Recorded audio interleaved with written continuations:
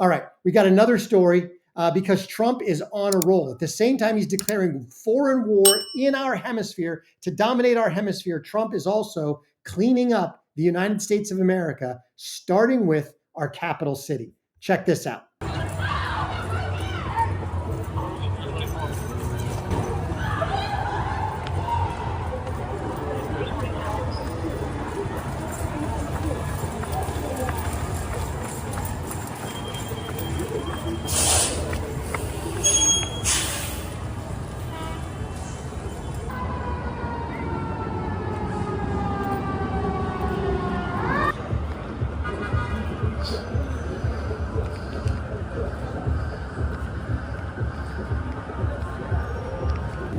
You saw there was basically the active shooter in the Naval Yard that happened just a few nights ago. You've got now Trump saying, no, we're having none of this. So Trump is now federalizing DC. He's basically taking federal control over DC to allow them to essentially clean this mess up. Check this out.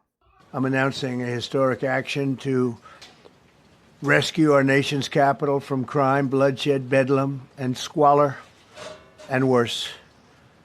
This is Liberation Day in D.C., and we're going to take our capital back. We're taking it back. Under the authorities vested in me as the President of the United States, I'm officially invoking Section 740 of the District of Columbia Home Rule Act. You know what that is?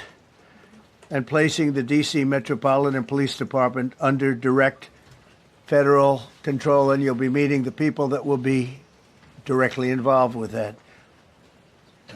Very good people, but they're tough, and they know what's happening. They've done it before. In addition, I'm deploying the National Guard to help reestablish law, order, and public safety in Washington, D.C., and they're going to be allowed to do their job. I'm announcing a historic action. All right. Hey, so we've got Trump federalizing D.C. I don't know why this is so blurry, but just bear with me. So we've got Trump federalizing D.C. The mayhem, the mayhem that is DC, the failed city that it is no longer going to continue.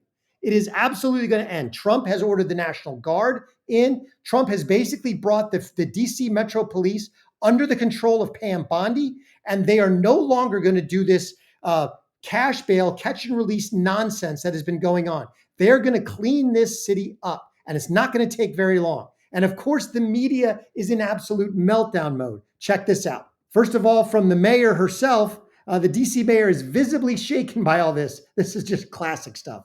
Public schools, including a free and robust pre-K program starting at age 3.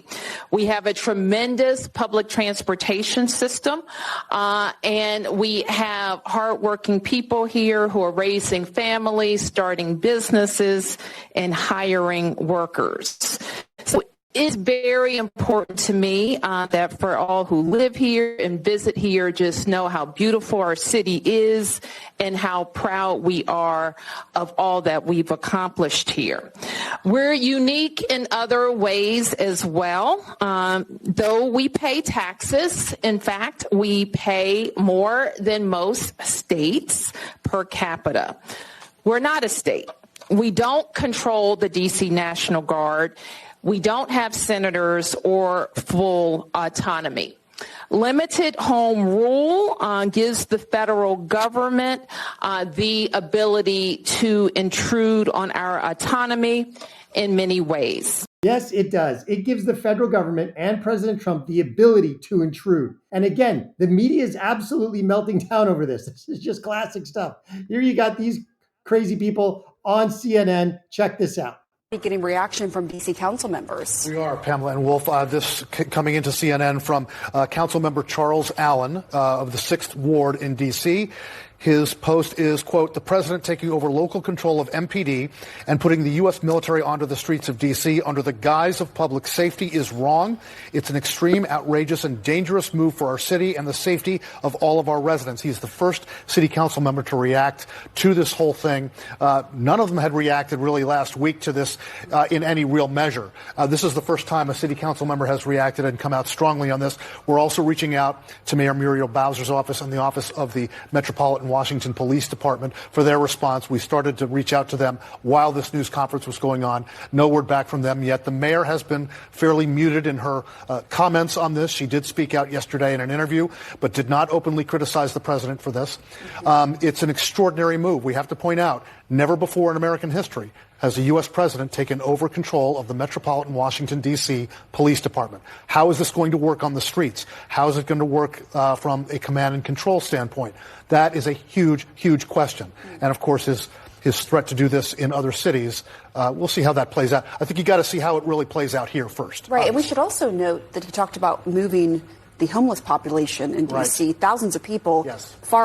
So you've got Trump absolutely threatening to do this. And you've got these people going, dangerous, illegal, he can't do this. Yes, he can. He's absolutely allowed to do this. This isn't even an overstep of his authority. Check this out. This comes direct from the 1973 D.C. Home Rule Act. It gives the president the ability to immediately essentially federalize D.C., take executive control over the District of Columbia for 48 hours. Now, he can extend that for up to 30 days if he notifies Congress and gives Congress the reason. Congress doesn't have the ability to block it. It's not like they have to approve it. He simply has to notify them with the reason. This gives him emergency control over DC.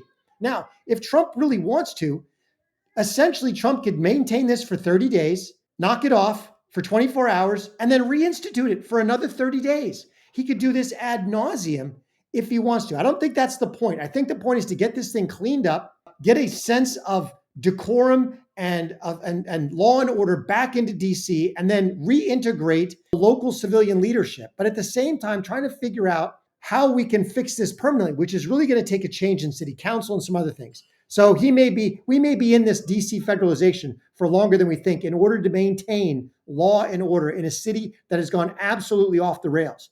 DC has 3 times the crime of some of the most crime-ridden capitals in the world, like Bogota and other places. It's just absolutely nuts. Now check this out, because MSNBC was also melting down over this. It's just absolutely classic. Chris, to be honest with you, I'm trying to hold my temper. I think there's an ongoing argument that he's having in his head with Black Lives Matter. There's an ongoing argument that he's having with the questions around criminal justice reform and police reform. It's interesting that he really doesn't care about what's actually happening in D.C. on a certain level, because he's not trying to get at the underlying root causes. He's not looking at examples of how to address rising crime rate. Frankly, the underlying root cause is the absolute corrupt and feckless D.C. leadership. You've got Democrats that have run that city for decades, corrupt, evil Democrats. They don't care about the people of D.C. They only care about enriching themselves and promoting leftism. So yes, Trump absolutely cares about the underlying concepts, but the underlying concepts mean we absolutely have to get rid of all of the politicians in DC. Now, you can't do that unilaterally, but what Trump can do is basically walk in and step on them and say, no, from a law and order perspective, we're not doing it your way anymore. That's over. And this will be a boon to the people, the poor people of DC, who have to live with this crime day in and day out.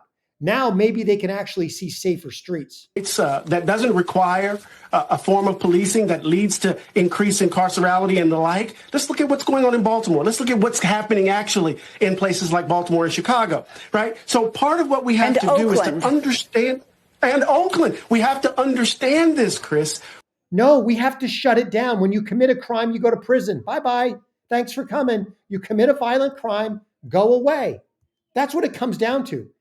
And you start doing that enough, and you will create some level of deterrence.